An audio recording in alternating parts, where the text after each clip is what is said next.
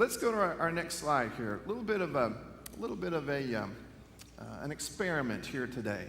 How many of you recognize this word now that I've put up here? In fact, I want to ask it like this, and staff members, you need to be watching. How many of you have an individual Facebook site? Let me see your hands. Ready to go. Help us. Wow. Lots of folks. How many of you, thank you, how many of you have zero idea what I'm talking about right now? There are a few folks. Okay, now here's the deal. Facebook is what we call a social networking site. As a matter of fact, on the Facebook front page, they describe themselves like this: we are a place that helps you to connect and to share with the people in your life. Now, you may say to yourself in your cynical moment, well, this is just another way that people are getting farther and farther apart, and you might be right. It might be one of those ways that we sort of hide behind our computer screens and then call that relationship or community. You might be right. But it also could be that we are using it for good and redemptive purposes, and I can tell you that on my Facebook site, I've been able to connect with people that I haven't seen in ages and ages, and we've been able to catch up. So I don't think it's all entirely bad. I will tell you that it puts us in an awkward position every once in a while because, now look at this next slide here. There are Facebook friends, okay?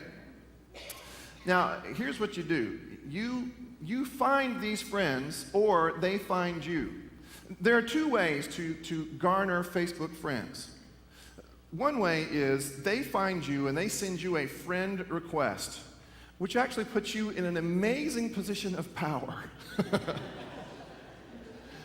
Because you can see here, I mean, this is a friend request that came to me, and this is a good guy, and I'm happy to confirm his request.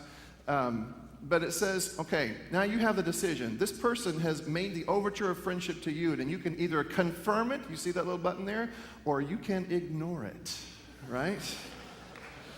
Oh, just the power of the whole thing, right? You can confirm it, or you can ignore it. But, and keep this in mind because we'll come back to this, someone else has made the first move, the first offer of friendship towards you, and you then have the chance to take some sort of action as to whether or not you're going to accept and confirm or deny and ignore this offer of friendship. Or, here's the second way you can go about getting a Facebook friend. You go looking for somebody, right?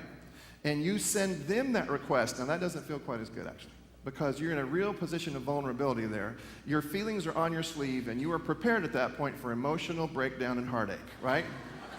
Because they will either confirm and accept your offer of friendship, and how gratifying and validating is that, or you will be ignored and shut down and rejected and then in need of counseling.